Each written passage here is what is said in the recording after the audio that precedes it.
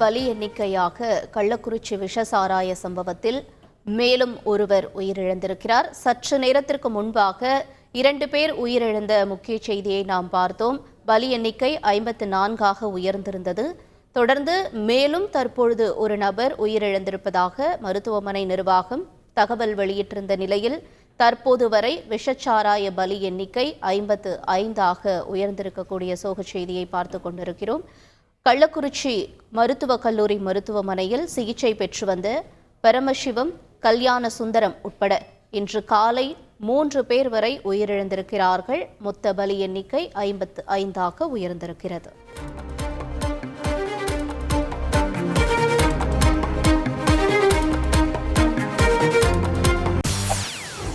செய்திகளை உடனுக்குடன் தெரிந்து கொள்ள உடனே சப்ஸ்கிரைப் பண்ணுங்க.